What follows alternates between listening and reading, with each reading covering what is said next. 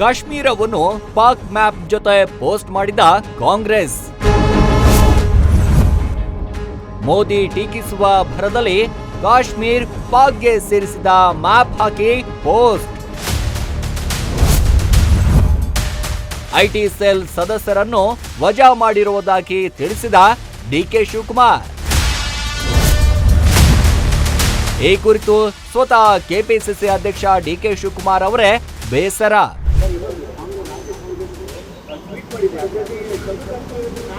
ಅವೆಲ್ಲ ಸುಳ್ಳು. ನಾನು ಅದು ಯಾರೋ ಸ್ವಲ್ಪ ಸ್ಮಾಲ್ ಮಿಸ್ಟೇಕ್ ಇತ್ತು.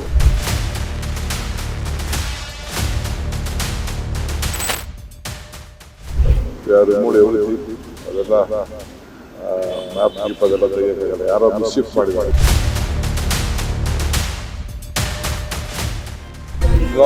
Just remove everyone.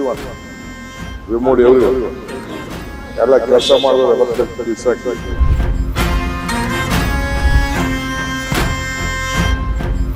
ಕರ್ನಾಟಕ ಸರ್ಕಾರ ಐಟಿ ಸೆಲ್ ಪ್ರಧಾನಿ ನರೇಂದ್ರ ಮೋದಿ ಟೀಕಿಸುವ ಭರದಲ್ಲಿ ಕಾಶ್ಮೀರ್ ಪಾಕ್ಗೆ ಸೇರಿಸಿದ ಮ್ಯಾಪ್ ಹಾಕಿ ಪೋಸ್ಟ್ ಮಾಡಿದೆ. ಆ ಮೂಲಕ ಕಾಂಗ್ರೆಸ್ ಕಾಶ್ಮೀರವನ್ನ ಪಾಕಿಸ್ತಾನಕ್ಕೆ ಬಿಟ್ಟುಕೊಟ್ಟಿದೆ. ಫಲ್ಗಾಮ್ನಲ್ಲಿ ನಡೆದ ಭಯೋತ್ಪಾದಕ ದಾಳಿಯ ಬಳಿಕ ಭಾರತ ಆಪರೇಷನ್ ಸಿಂಧೂರ ಮೂಲಕ ಭಾರತೀಯ ಸೇನೆ ಪಾಕ್ ವಿರುದ್ಧ ಪ್ರತೀಕಾರ ತೀರಿಸಿಕೊಂಡಿತು. ಭಾರತ ಪಾಕಿಸ್ತಾನ ಯುದ್ಧದ ಉದ್ವಿಗ್ನತೆ ಉಂಟಾದಾಗ ಕರ್ನಾಟಕ ಕಾಂಗ್ರೆಸ್ ಗಾಂಧೀಜಿ ಫೋಟೋ ಜೊತೆ ಶಾಂತಿ ಮಂತ್ರ ಜಪಿಸುವ ಪೋಸ್ಟ್ ಶೇರ್ ಮಾಡುವ ಮೂಲಕ ಸಾರ್ವಜನಿಕರ ಟೀಕೆಗೆ ಕಾರಣವಾಗಿತ್ತು. ಆ ಸಂದರ್ಭದಲ್ಲಿ ಕಾಂಗ್ರೆಸ್ ಐಟಿ ಸೆಲ್ ಕೂಡಲೇ ಆ ಪೋಸ್ಟ್ ಅನ್ನ ಡಿಲೀಟ್ ಮಾಡಿತ್ತು. ಇದೀಗ ಮತ್ತೆ ಅದೇ ರೀತಿ ತಪ್ಪು ಮಾಡುವ ಮೂಲಕ ಆಕ್ರೋಶಕ್ಕೆ ಕಾರಣವಾಗಿದೆ. ಈ ಕುರಿತು ಸ್ವತಃ ಕೆಪಿಸಿಸಿ ಅಧ್ಯಕ್ಷ ಡಿಕೆ ಶಿವಕುಮಾರ್ ಅವರೇ ಬೇಸರವನ್ನು ವ್ಯಕ್ತಪಡಿಸಿದ್ದಾರೆ.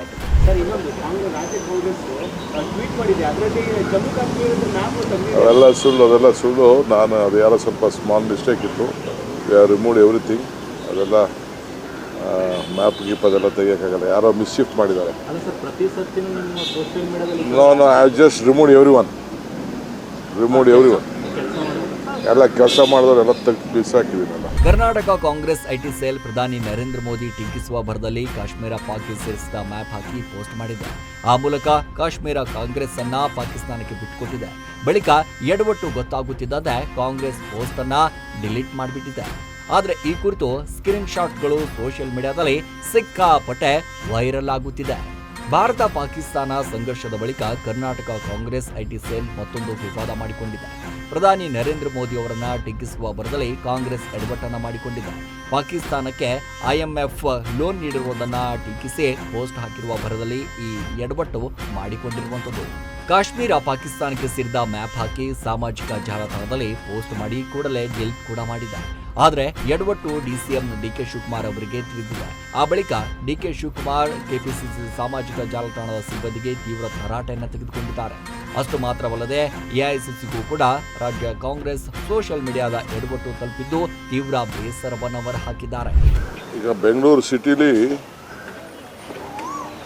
ಒಂದು ಕಂಪ್ಲೀಟ್ ಕ್ಲೀನ್ನೆಸ್ ಡ್ರೈವ್ ತೆಗೆದುಕೋಬೇಕು ಅಂತ ತೀರ್ಮಾನ ಮಾಡಿದ್ದೀವಿ. ಅದು ನಮ್ಮವರೆಲ್ಲ ಆಫೀಸರ್ಸ್ ವರ್ಕೌಟ್ ಮಾಡ್ತಾ ಇದ್ದಾರೆ. ಅದು ಕೂಡಲೇ ತಿಳಿಸಿದ ನಾನು ಯಾವತ್ತಿಂದ ಪ್ರಾರಂಭ ಮಾಡ್ತೀವಿ ಅಂತೇಳಿ. ಸೊ ಇವತ್ತು ಕೆಲವು ಸಿಟಿಲಿ ಕೆಲವು ಜಾಗಗಳನ್ನ ಇನ್ಸ್ಪೆಕ್ಷನ್ ಮಾಡ್ತಾ ಇದ್ದೀನಿ. ಜೊತೆಗೆ ಕೆಲವು ಉದ್ಘಾಟನೆ ಶಂಕುಸ್ಥಾಪನೆಗಳೆಲ್ಲ, ಕೆಲವು ಸ್ಟಾಮ್ ವಾಟರ್ ಡ್ರೈನ್ದು ಕೆಲವೆಲ್ಲ ಇದೆ. GLR ಪಂಪು ಇದೆಲ್ಲ ಕೂಡ ಇದೆ. ಸೊ ರೆಸಲ್ ಮಾರ್ಕೆಟ್ ಇನ್ಸ್ಪೆಕ್ಷನ್ ಇವೆಲ್ಲ ಇದೆ. ಅದನ್ನೆಲ್ಲ ಕೂಡ ಇವತ್ತು ಕಾರ್ಯಕ್ರಮ ಇಟ್ಕೊಂಡಿದ್ದೀವಿ. ಆಮೇಲೆ 20ನೇ ತಾರೀಕಂದು ಕಾರ್ಯಕ್ರಮ ಸದ್ಯಕ್ಕೆ ನಾವು ಕಾರ್ಯರೂಪಕ್ಕೆ 20ನೇ ತಾರೀಕು ಇದರಲ್ಲಿ ವಿಜಯನಗರದಲ್ಲಿ ಮಾಡಬೇಕು ಅಂತ ಒಂದು ತೀರ್ಮಾನ ಮಾಡಿದ್ದೀವಿ. ಏಕೆಂದರೆ ಸೀಸ್ ಫೈರ್ ಆಗಿರೋದ್ರಿಂದ ಸೊ ಅದನ್ನು ಮುಂದೂಡಬೇಕು ಅಂತ ಮಾಡಿದ್ದು.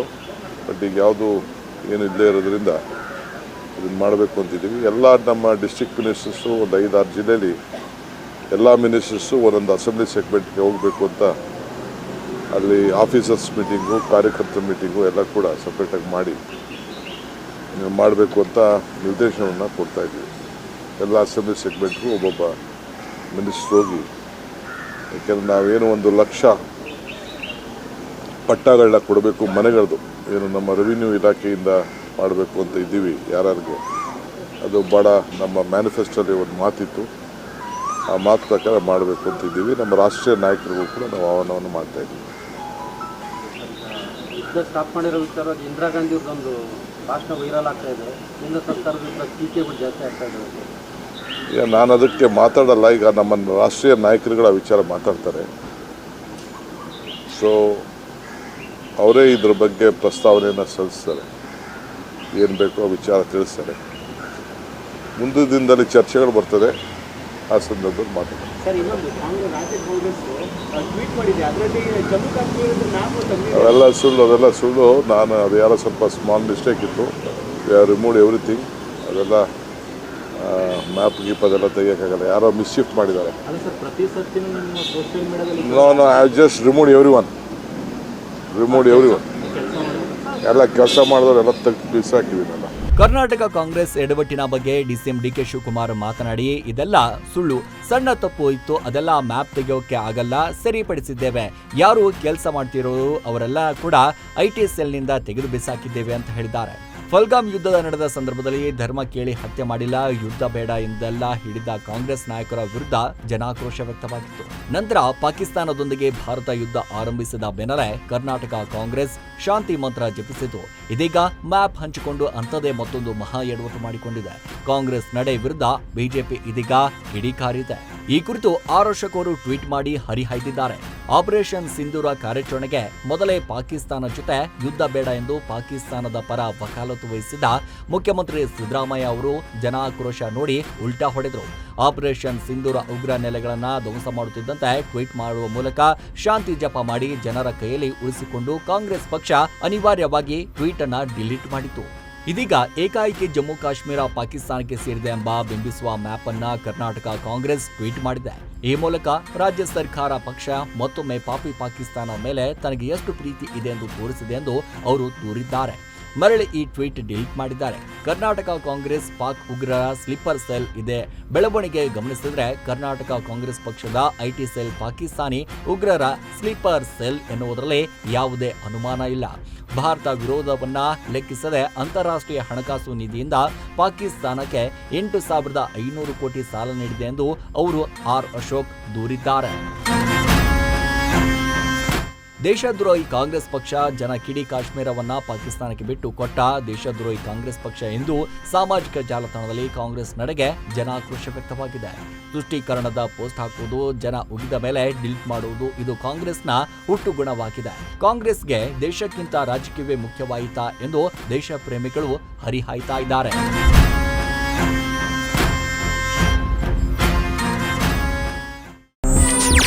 ಹೆಚ್ಚಿನ ಸುದ್ದಿಗಳಿಗಾಗಿ ನಮ್ಮ ಚಾನೆಲ್ನ ಸಬ್ಸ್ಕ್ರೈಬ್ ಮಾಡಿ,